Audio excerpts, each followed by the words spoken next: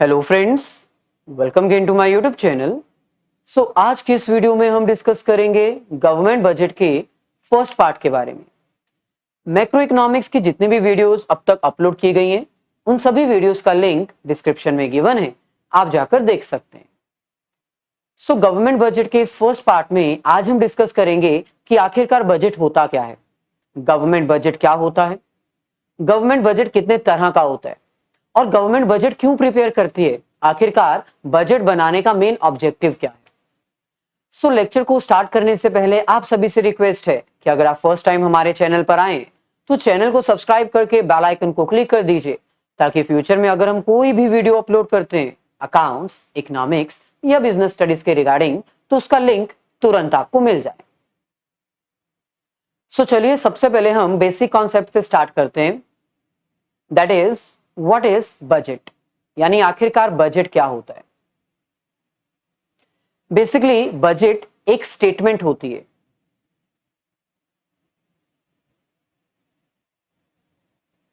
जो कि इनकम और एक्सपेंसेस के बारे में एस्टिमेट लगाती है।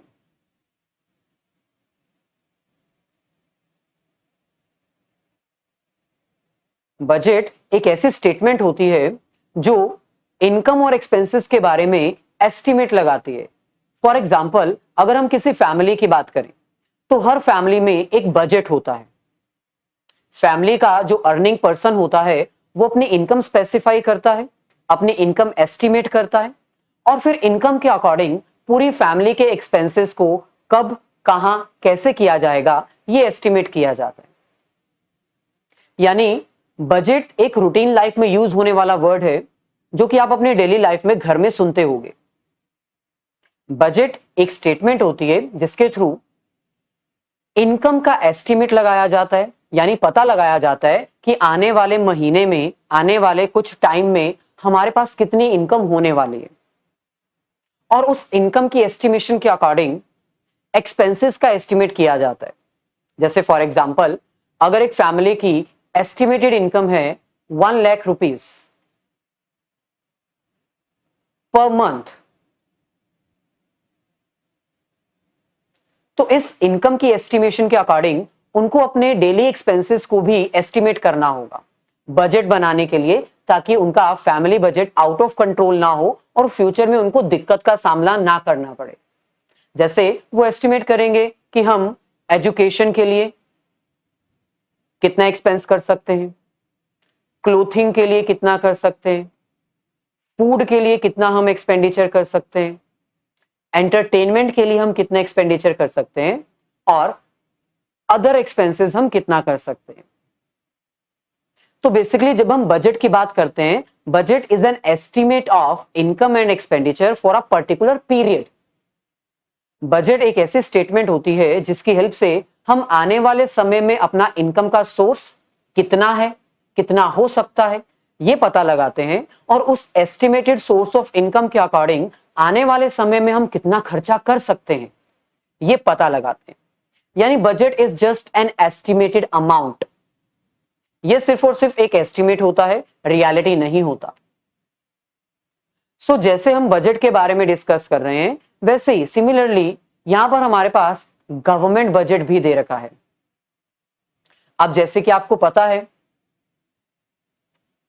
एक घर में फैमिली को चलाने के लिए एक हेड पर्सन होता है, उसकी इनकम के अकॉर्डिंग घर के खर्चे किए जाते हैं, बजट बनाया जाता है। ऐसे ही घर को चलाने के लिए अगर फैमिली मेंबर है तो एक इकोनॉमी को ऑपरेट करने के लिए हम किसको सिलेक्ट करते हैं, हमारी कंट्री की गवर्नमेंट को। यानी पूरी इकोनॉमी को ऑपरेट करने की रिस्पॉन्सिबिलिटी किसके पास होती है, गवर्नमेंट की। गवर्नमेंट को बहुत सारे प्लान्स बनाने पड़ते हैं, गवर्नमेंट को यह डिसाइड करना पड़ता है कि वो कौन से एरिया में कैसे डेवलपमेंट करेगी, कहां पर इंफ्रास्ट्रक्चर बनाया जाएगा, कहां पर हॉस्पिटल केयर फैसिलिटीज प्रोवाइड की जाएंगी, कहां पर स्कूल और अदर इंस्टीट्यूट्स ओपन किए जाएंगे। यानी फैमिली को चलाने के लिए जो फैमिली मेंबर होता है वो अपनी फैमिली का बजट बनाता है। सिमिलरली पूरी इकोनॉमी को ऑपरेट करने के लिए हम गवर्नमेंट को सिलेक्ट करते हैं, और गवर्नमेंट की रिस्पॉन्सिबिलिटी क्या होती है? पूरी इकोनॉमी को ऑपरेट करना। पूरी इकोनॉमी के लिए तरह तरह के programmes, plans, policies, development topics सामने लेकर आना और उनके ऊपर काम करना। लेकिन आपको इतना भी तो पता होना चाहिए कि गवर्नमेंट ये सब काम खुद नहीं कर सकती। गवर्नमेंट को ये सारे काम करने के लिए, इंफ्रास्ट्रक्चर डेवलप करने के लिए, अदर सोर्सेज डेवलप करने के लिए, हॉस्पिटल, स्कूल्स, एजुकेशन इंफ्रास्ट्रक्चर, इन सबको डेवलप करने के लिए गवर्नमेंट को भी तो फाइनेंस चाहिए। बिना पैसे के गवर्नमेंट ये नहीं कर सकती। इसका मतलब जैसे फैमिली को ऑपरेट करने के लिए एक फैमिली मेंबर को अपनी इनकम एस्टिमेट करनी पड़ती है, एक्सपेंसेस एस्टिमेट करने पड़ते हैं, सिमिलरली गवर्नमेंट को भी इकोनॉमी को ऑपरेट करने से पहले, इकोनॉमी को स्टार्ट करने से पहले कुछ इनकम एस्टिमेट्स करनी होती है और कुछ एक्सपेंसेस एस्टिमेट करने होते हैं। यानी गवर्नमेंट को यह पता लगाना होता है कि हमें कहां से कितना पैसा आएगा। क्यों? क्योंकि उनको डेवलपमेंट एक्टिविटीज के ऊपर यह पैसा कंज्यूम करना है। अगर उनके पास एक सोर्स ऑफ इनकम नहीं होगा तो वो ये सब एक्टिविटीज नहीं परफॉर्म कर पाएंगे। सो जैसे बजट, वैसे ही गवर्नमेंट बजट। बजट एक एस्टिमेट होता है, एक ऐसी स्टेटमेंट होती है जिसमें इनकम के सोर्सेस को एस्टिमेट किया जाता है और एक्सपेंसेस को भी एस्टिमेट किया जाता है। सिमिलरली जो गवर्नमेंट बजट है वो भी एक एस्टिमेट है। Government budget is an estimate of sources of income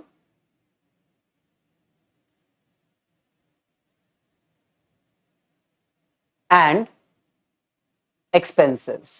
यानी आने वाले समय में गवर्नमेंट कब, कहां से कितना पैसा अरेंज करेगी और उस अरेंज्ड पैसे को कब, कहां, कैसे इस्तेमाल करेगी, इसको एस्टिमेट करना ही गवर्नमेंट बजट कहलाता है। आपको पता होना चाहिए कि government budget is an estimate, it is not a reality. Government budget एक एस्टिमेट होता है, रियलिटी नहीं होता। यानी जब गवर्नमेंट बजट बनाती है तो आने वाले साल के लिए बनाती है, अपकमिंग ईयर के लिए बनाती है, और ये बजट सिर्फ एस्टिमेट ऊपर बेस्ड होता है, रियलिटी में नहीं।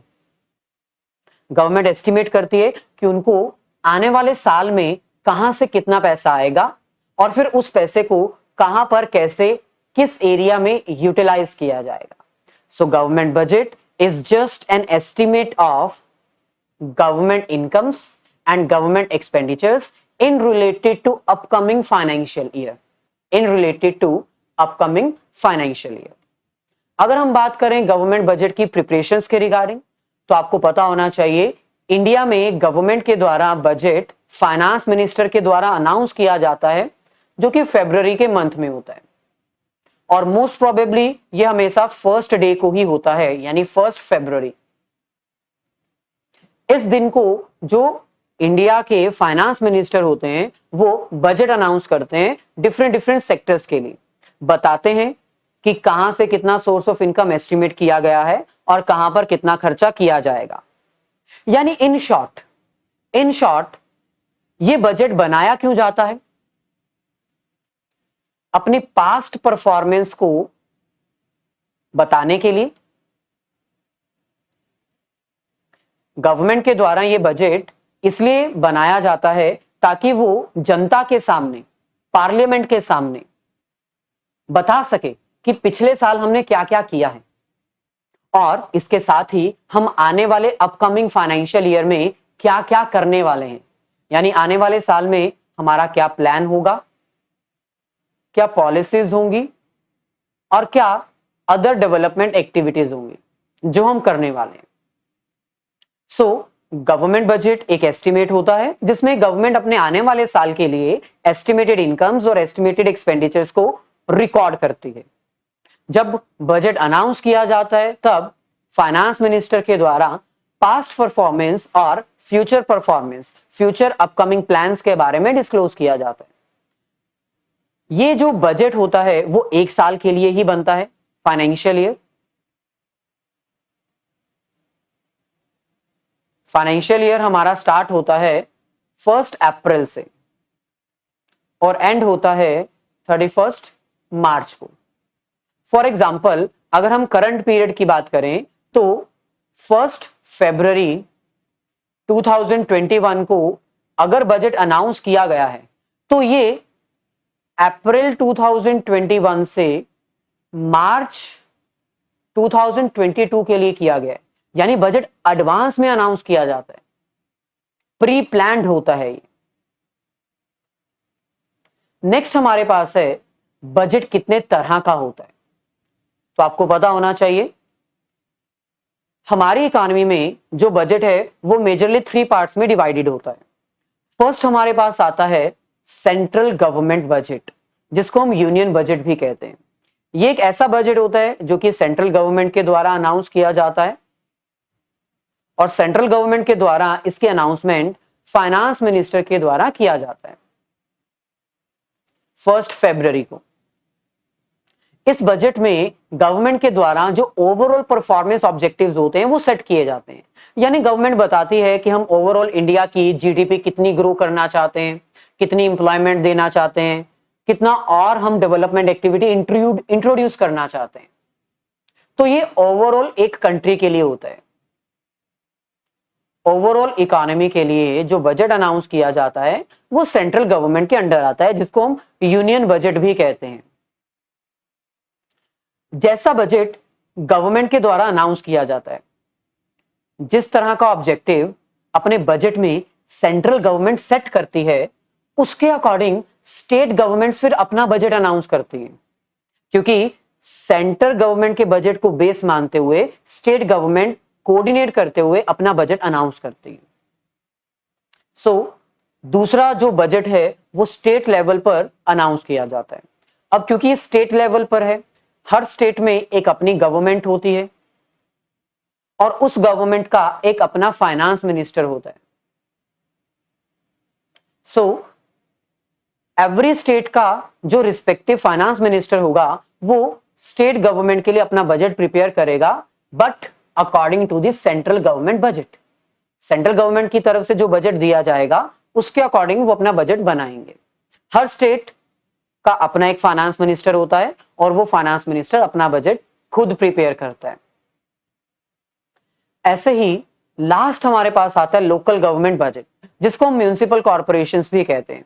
आपको भी पता है कि हर सिटी की, हर टाउन की एक म्युनिसिपल कॉर्पोरेशन होती है जो आसपास के एरिया की साफ सफाई को लेकर काम करती है, हॉस्पिटैलिटी को लेकर मेंटेनेंस वर्क करती है, रोड, सीवरेज वगैरह, वाटर सप्लाई इसके अंडर आता है। तो इन सबको ये सारी फैसिलिटीज प्रोवाइड करने के लिए भी तो पैसा लगेगा ना, तो इनको भी अपना बजट बनाना होता है, इनको भी अपनी इनकम और एक्सपेंसेस एस्टिमेट करने होते हैं। सो हर लोकल गवर्नमेंट, हर म्युनिसिपल कॉर्पोरेशन अपना बजट बनाती है, अपने इनकम्स और एक्सपेंसेस एस्टिमेट करते हैं। सो central government, state government and local government तीनों जगह ये बजट्स प्रिपेयर किए जाते हैं। Next and very important topic हमारे पास आता है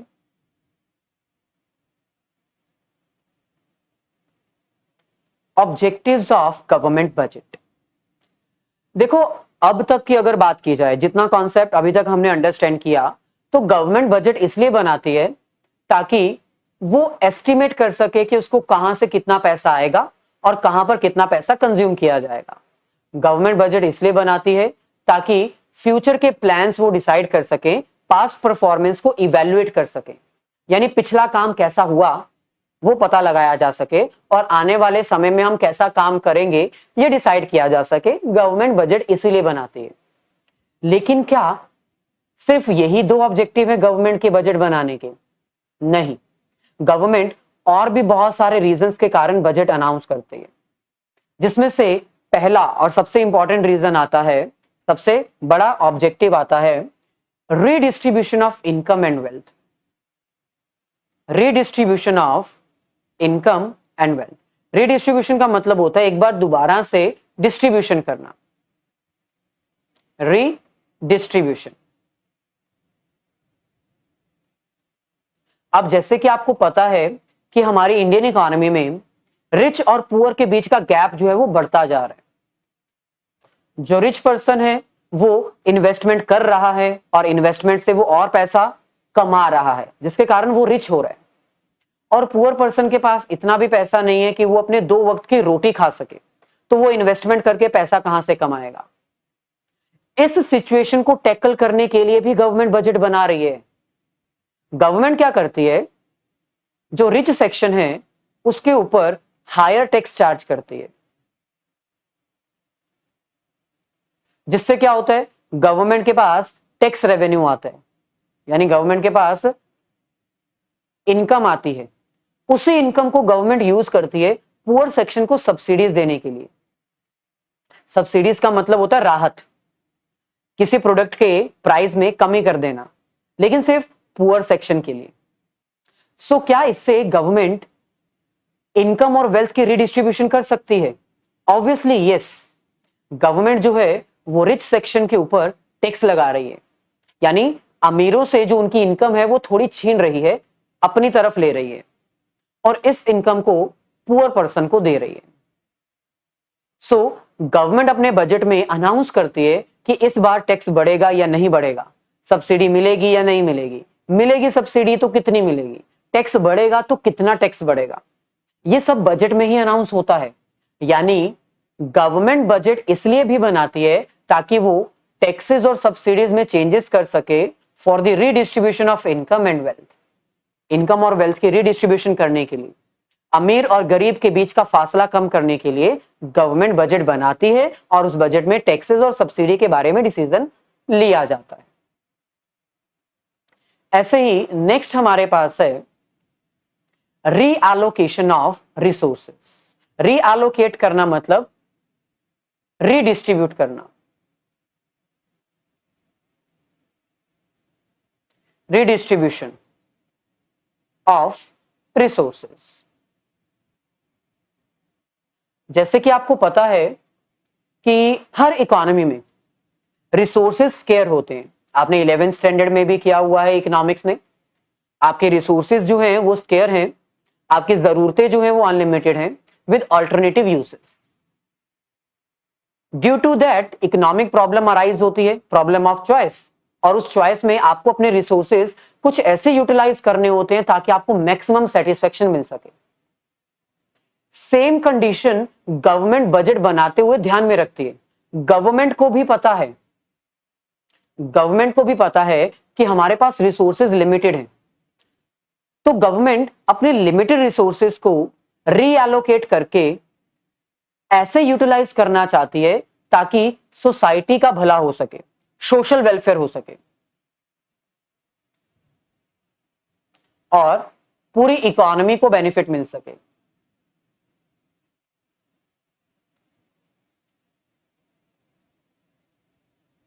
सो नेक्स्ट मेन ऑब्जेक्टिव क्या है?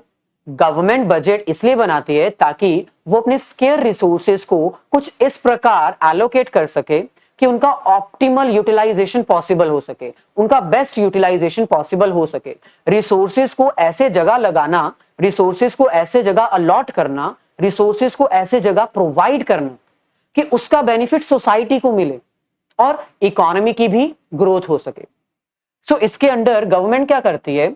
गवर्नमेंट देखती है कि मार्केट में किस तरह के प्रोडक्ट्स प्रोड्यूस हो रहे हैं। 2 तरह के प्रोडक्ट्स होते हैं। पहला हार्मफुल प्रोडक्ट्स, जैसे टबैको, सिगरेट्स, अल्कोहल, है ना। अगर ये सारी चीजें मार्केट में प्रोड्यूस हो रही हैं तो ये सोसाइटी के लिए बेनिफिशियल नहीं है, इससे सोसाइटी को हार्म होगा, रिसोर्सेज भी वेस्ट होंगे। तो गवर्नमेंट क्या करेगी? इसके ऊपर ज्यादा टैक्स लगा देगी ताकि लोग इनकी कंजम्पशन करना बंद कर दें।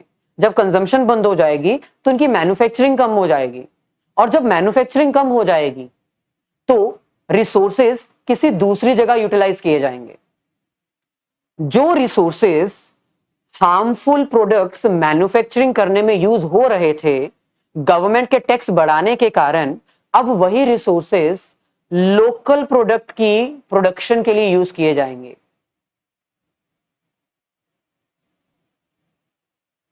जैसे हैंडीक्राफ्ट्स, कॉटन प्रोडक्ट्स, तो इसके ऊपर गवर्नमेंट सब्सिडी देगी। तो क्या इससे हमारे रिसोर्सेज का रीएलोकेशन होगा? Obviously yes.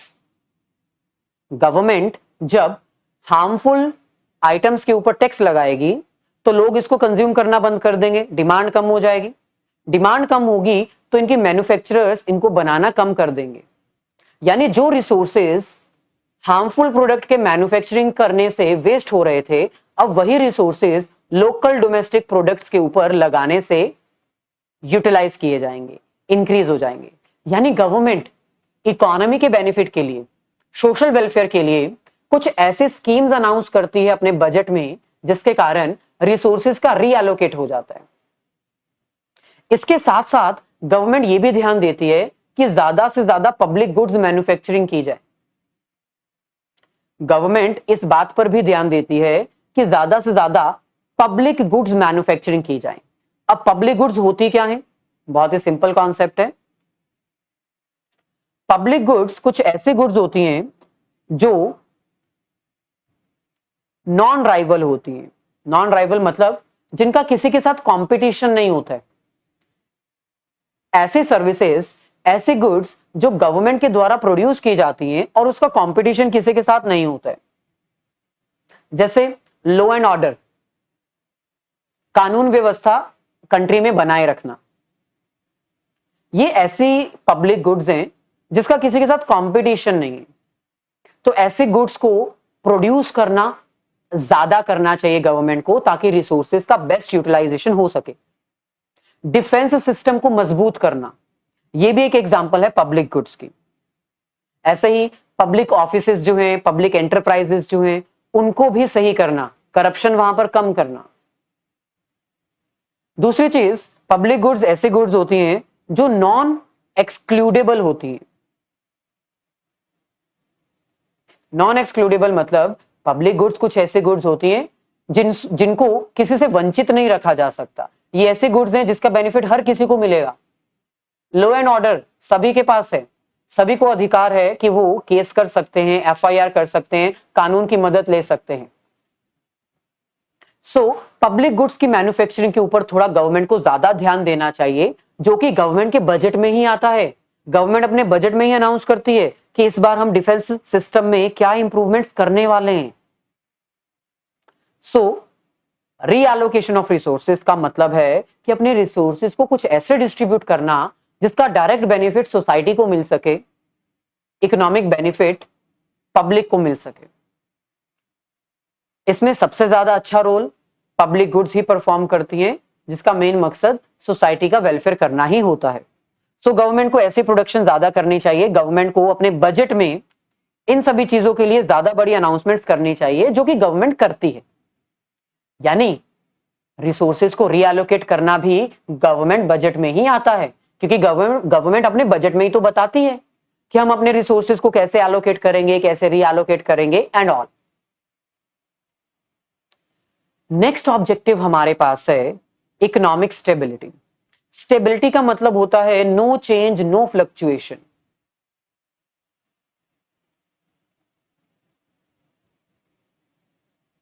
यानी इकोनॉमी में जो फ्लक्चुएशंस हैं उनको दूर रखना। अब जैसे कि आपको पता है हर इकोनॉमी में फ्लक्चुएशंस तो आती हैं। फ्लक्चुएशंस का मतलब है इकोनॉमी में जो कंजम्पशन पैटर्न है, जो डिमांड पैटर्न है, वो चेंज होता रहता है। कभी कभी तो इकोनॉमी में बूम पीरियड होता है, इकोनॉमी अप डाउन अप चल रही होती है, बहुत ज्यादा डिमांड होती है, पीक पर आ जाती है, और कई बार इकोनॉमी जो है वो नीचे की तरफ चली जाती है, जिसको हम रिसेशन पीरियड कहते हैं। और कई बार ये डिप्रेशन में चली जाती है, बहुत नेगेटिव हो जाती है, और कई बार ये बिल्कुल लोएस्ट पे आ जाती है, और फिर बाद में ये दोबारा रिकवर करना स्टार्ट करती है और फिर से ये वही पोजीशन पर आ जाती है। यानी ये होती है मार्केट फ्लक्चुएशंस।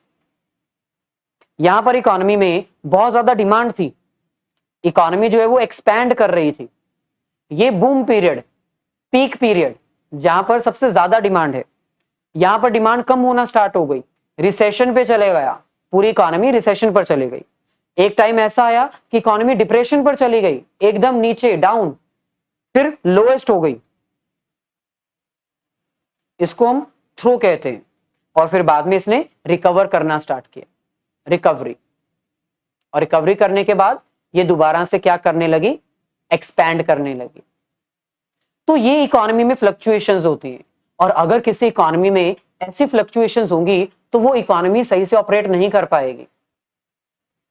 क्या गवर्नमेंट अपने बजट में कुछ ऐसे अनाउंसमेंट्स कर सकती है जिसके कारण मार्केट में ये फ्लक्चुएशंस हट जाएं या फिर कम हो जाएं? Obviously yes. सो तीसरा सबसे बड़ा ऑब्जेक्टिव क्या है, गवर्नमेंट बजट क्यों बनाती है? गवर्नमेंट बजट इसलिए बनाती है ताकि मार्केट में इकोनॉमिक स्टेबिलिटी मेंटेन की जा सके। अगर हम इन सारी कंडीशंस को दो पॉइंट्स में डिवाइड करें, अगर हम इन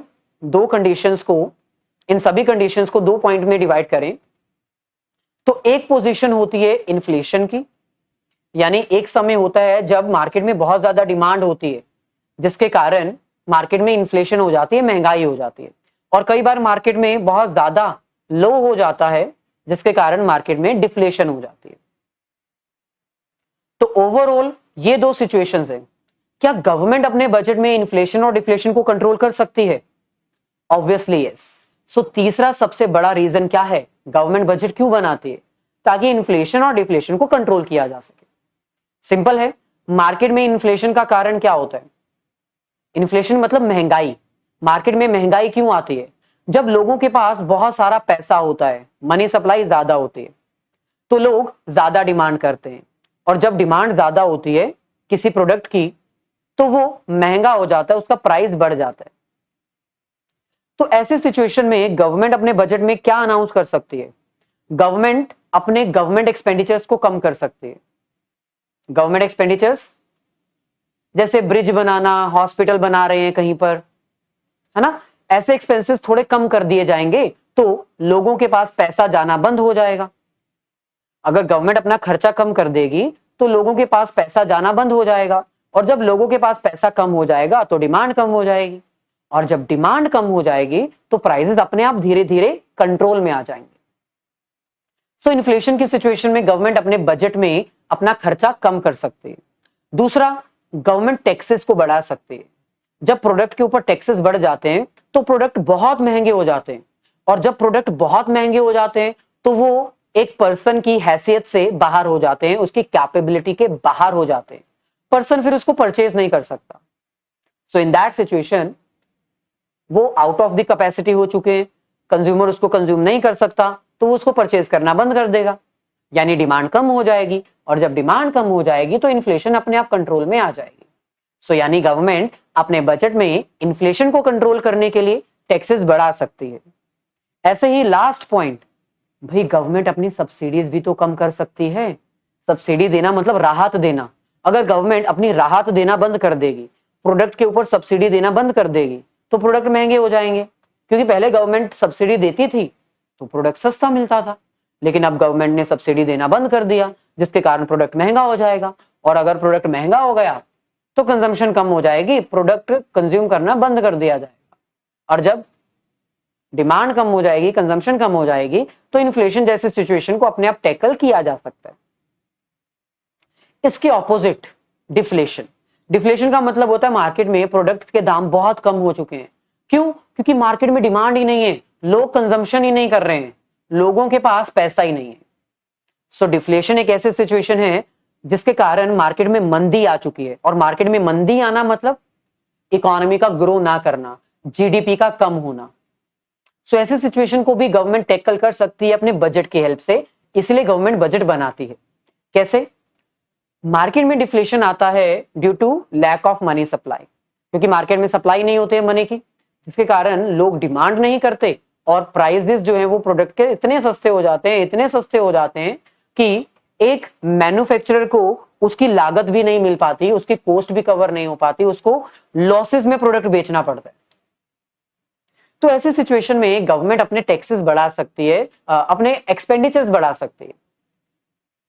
लोगों के पास पैसा नहीं है, गवर्नमेंट अपने प्रोजेक्ट स्टार्ट कर सकती है। गवर्नमेंट क्या करेगी? ब्रिज बनाना स्टार्ट कर देगी, हॉस्पिटल बनाना स्टार्ट कर देगी, जिसके लिए वो एम्प्लॉयमेंट देगी। ब्रिज बनाने के लिए एम्प्लॉयमेंट तो देना पड़ेगा ना, तो जब एम्प्लॉयमेंट मिलेगी, गवर्नमेंट अपना खर्चा बढ़ाएगी, तो मार्केट में मनी का सप्लाई इंक्रीज हो जाएगा, पैसा जो है वो मार्केट में बढ़ जाएगा, जिसके कारण डिमांड बढ़ेगी और प्राइस जो कम हो चुके थे वो अपनी कैटेगरी में वापस आ जाएंगे। ऐसे ही गवर्नमेंट टैक्सेस कम कर सकती है। प्रोडक्ट के ऊपर अगर टैक्स कम कर दिया जाएगा तो कस्टमर अट्रैक्ट हो जाएगा, उसको लगेगा भाई प्रोडक्ट तो और सस्ता हो गया, टैक्स कम हो गया, चलिए आप परचेज कर लेते हैं। सो टैक्स का कम करना गवर्नमेंट बजट में कस्टमर्स को मोटिवेट करेगा ज्यादा परचेज करने के लिए, और जब परचेजेस इंक्रीज होंगी तो अपने आप डिफ्लेशन की सिचुएशन दूर हो जाएगी। ऐसे ही लास्ट हमारे पास है प्रोवाइडिंग हायर सब्सिडीज। अगर मार्केट में डिफ्लेशन है, लोग प्रोडक्ट परचेज नहीं कर रहे हैं, तो सब्सिडी दो। गवर्नमेंट अपने बजट में सब्सिडी दे सकती है। जब सब्सिडी दी जाएगी तो लोगों को लगेगा भाई प्रोडक्ट सस्ता हो गया है, तो जब प्रोडक्ट सस्ता होगा लोग अपनी डिमांड बढ़ा देंगे, डिमांड बढ़ाएंगे तो प्राइस अपनी ओरिजिनल कैटेगरी में वापस आ जाएगा और डिफ्लेशन दूर हो जाएगी।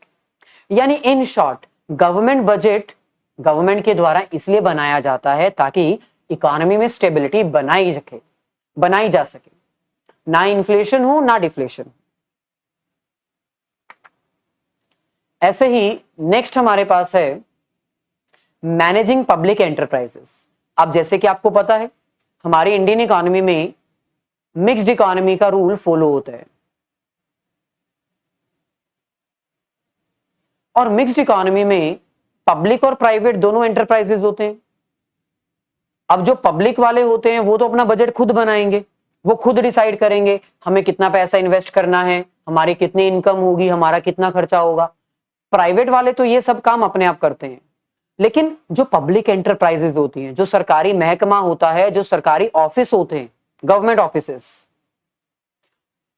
उनका बजट बनाना भी तो गवर्नमेंट के अंडर ही आता है। तो गवर्नमेंट का चौथा ऑब्जेक्टिव क्या है? गवर्नमेंट बजट क्यों बनाती है?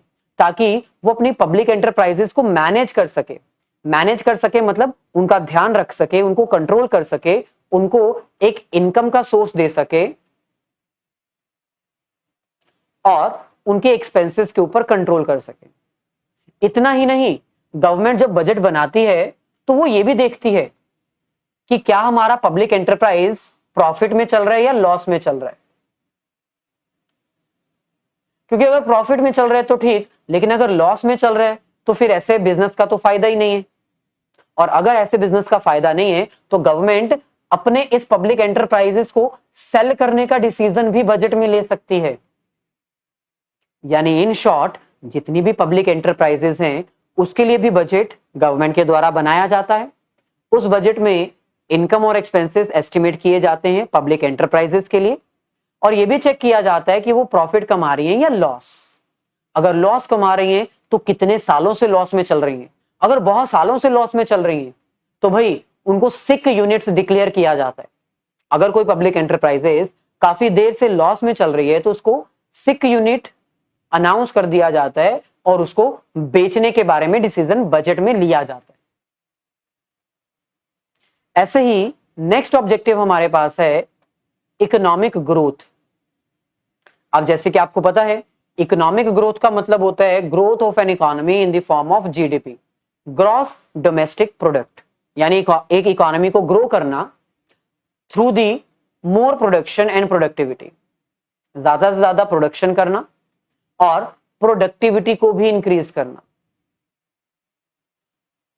तो गवर्नमेंट का बजट जब बनता है तो जब गवर्नमेंट बजट बनाती है तो उसमें इकोनॉमिक ग्रोथ को भी फोकस किया जाता है। गवर्नमेंट अपने बजट में बहुत सारी अनाउंसमेंट्स करती है। जैसे फॉर एग्जांपल गवर्नमेंट कहेगी कि भाई पैसा इन्वेस्ट करो, इन्वेस्टमेंट करो, हम आपको टैक्स से छुटकारा दे देंगे, यानी टैक्स चार्ज नहीं करेंगे, टैक्स हॉलिडे देंगे। इससे क्या होगा, जो बड़ी बड़ी इंडस्ट्रीज हैं, जो फॉरेन इंडस्ट्रीज हैं, वो इंडिया में आकर इंडस्ट्री लगाएंगी, पैसा इन्वेस्ट करेंगे, जिसके कारण हमारी इकोनॉमी ग्रो होगी, हमारी इकोनॉमी में प्रोडक्शन बढ़ेगी, प्रोडक्टिविटी बढ़ेगी, इंप्लॉयमेंट मिलेगी और जीडीपी भी बढ़ेगी। सो जब गवर्नमेंट बजट बनाती है तो उसका ऑब्जेक्टिव क्या होता है? पांचवा objective economic growth. Government budget बनाते हुए अपने इकोनॉमी के ग्रोथ को फोकस करती है। वो ऐसे ऐसे प्लान्स और पॉलिसीज अनाउंस करती है जिसके थ्रू इकोनॉमिक ग्रोथ इंक्रीज की जा सके। फॉर एग्जाम्पल, गवर्नमेंट ये भी अनाउंस कर सकती है कि इंफ्रास्ट्रक्चर हम डेवलप करेंगे, हम इंफ्रास्ट्रक्चर डेवलप करेंगे बैकवर्ड एरिया में। अगर कोई इंडस्ट्री बैकवर्ड एरिया में आकर इंडस्ट्री लगाती है और हम उसको सब्सिडी तो देंगे, साथ में 5 साल के लिए टैक्स हॉलिडे भी देंगे और फ्री लाइसेंस दिया जाएगा। इतनी सारी फैसिलिटीज मिलने पर बैकवर्ड एरिया में इंडस्ट्रीज लगाई जाएंगी, जिसके कारण हमारी इकोनॉमी और भी ज्यादा अच्छे से ग्रो कर पाएगी। जब हम बैकवर्ड इंडस्ट्री की बात करते हैं तो यह हमारा 6th ऑब्जेक्टिव है। गवर्नमेंट का 6th ऑब्जेक्टिव हमारे पास है reducing regional disparity. Regional disparity का मतलब होता है रीजन वाइज डिफरेंशिएशन। अब आपको पता है इंडिया में जो अर्बन एरिया है वो बहुत ज्यादा डेवलप कर चुका है ऑलरेडी, लेकिन जो रूरल एरिया है वहां पर अभी भी बहुत सारे डिफरेंसेस हैं, वहां पर अभी भी बहुत ज्यादा इंडस्ट्रीज एस्टेब्लिश नहीं हो पाई हैं। तो जब गवर्नमेंट बजट बनाती है ना तो उसका 6th ऑब्जेक्टिव पता है क्या होता है? गवर्नमेंट का 6th ऑब्जेक्टिव ये होता है कि हम कैसे अपने बजट के थ्रू रूरल एरिया में डेवलपमेंट कर सकते हैं। तो गवर्नमेंट कुछ ऐसे पॉलिसीज अनाउंस करती है जिसके कारण रूरल एरिया में डेवलपमेंट की जा सके। जैसे कि अभी हमने बताया, गवर्नमेंट कहेगी कि रूरल एरिया में इंडस्ट्री लगाओ, हम आपको टैक्स हॉलिडे देंगे, यानी टैक्स चार्ज नहीं करेंगे, हम आपको सब्सिडी देंगे, हम आपको सब्सिडाइज रेट पे पावर सप्लाई देंगे, हम आपको सब्सिडाइज रेट में वाटर सप्लाई प्रोवाइड करेंगे, आपके लिए पूरा इंफ्रास्ट्रक्चर डेवलप करके देंगे। सो अगर इतनी सारी फैसिलिटीज किसी इंडस्ट्री को दी जाएंगी तो फिर वो बैकवर्ड एरिया में जाकर अपनी इंडस्ट्री लगाएगा, और जब बैकवर्ड एरिया में इंडस्ट्री लगेगी तो रूरल एरिया और अर्बन एरिया के बीच का जो डिफरेंस है, जो रीजनल डिस्पैरिटीज हैं, वो कम हो जाएंगी। सो इसका मतलब गवर्नमेंट जब बजट बनाती है तो वो अपने बजट में कुछ ऐसी पॉलिसीज अनाउंस करती है जिसके थ्रू रूरल एरिया की भी डेवलपमेंट अर्बन एरिया के जैसे की जा सके। सो इन शॉर्ट, गवर्नमेंट बजट क्यों बनाती है? रीजन नंबर 1, इनकम और वेल्थ का रिडिस्ट्रीब्यूशन करने के लिए, रिच के ऊपर ज्यादा टैक्स चार्ज करके और पुअर के को सब्सिडी देकर। For the reallocation of resources, जो हमारे रिसोर्सेज हैं उनका ऑप्टिमल बेस्ट यूटिलाइजेशन करने के लिए, सोसाइटी के बेनिफिट के लिए गवर्नमेंट बजट बनाती है। इकोनॉमी में स्टेबिलिटी बनाए रखने के लिए, इन्फ्लेशन और डिफ्लेशन को दूर रखने के लिए भी गवर्नमेंट बजट बनाती है। गवर्नमेंट बजट अपनी पब्लिक एंटरप्राइजेस के लिए भी बनाती है ताकि उनको कंट्रोल किया जा सके, मैनेज किया जा सके, उनके ऊपर निगरानी रखी जा सके, अगर जरूरत पड़े तो उनको बेचा जा सके। गवर्नमेंट बजट इसलिए भी बनाती है ताकि एक इकोनॉमी में ग्रोथ के प्रोसेस को इंक्रीज किया जा सके, लोगों को इन्वेस्ट करने को अट्रैक्ट किया जा सके, फॉरेन इन्वेस्टमेंट्स को इंक्रीज किया जा सके, और इसके साथ ही बैकवर्ड एरिया के डिफरेंसेस को कम किया जा सके। गवर्नमेंट इसलिए भी बजट बनाती है। सो ये था हमारा आज का लेक्चर। भाई अगर वीडियो अच्छी लगी है तो लाइक जरूर कर दीजिएगा, क्योंकि आपके लाइक्स ही हमें मोटिवेट करते हैं जल्दी से जल्दी आपका सिलेबस कवर करने में। और शेयर तो कर ही दीजिएगा आपके सभी फ्रेंड्स के साथ।